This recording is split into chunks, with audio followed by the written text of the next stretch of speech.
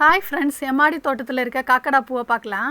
பாருங்கள் என்ன கலரில் இருக்குது பாருங்கள். எல்லாம் பளிச்சுன்னு ஒயிட் கலரில் இருக்குது. பார்க்குறதுக்கு பால் வெள்ளை மாதிரி இருக்குது. அழகாக நிறைய நாள் விட்டு இப்போ தான் பூக்க தொடங்கியிருக்காங்க. எல்லா கொத்துலேயும் கொத்தாக இருக்குது. சரி, அந்த பூக்கள் எல்லாம் விட்டுக்கிட்டு மொட்டை ஒண்டே நான் பறித்து எடுத்துக்கிட்டேன். பூ நேற்று பறிக்கிறதுக்கு நான் மறந்துட்டேன். சரி, அப்படியே விட்டுட்டேன். விட்டது பூவை பாருங்கள், அவ்வளோ அழகாக இருக்குது. எல்லாம் செடி, அந்த பூத்து நிற்கிறதே செடிக்கு ஒரு அழகு தான்.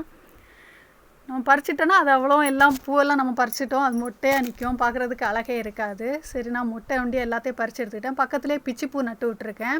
ஜாதி மல்லின்னு சொல்லுவாங்க, நான் பிச்சிப்பூன்னு தான் சொல்லுவேன். அதில் கொஞ்சம் கிடச்சிச்சு, அதையும் பறித்து எடுத்துக்கிட்டேன். இந்த பூவோட வாசனை எனக்கு ரொம்ப பிடிக்கும். கொஞ்சம் பூ வச்சாலும் எனக்கு அவ்வளோ திருப்தியாக இருக்கும்.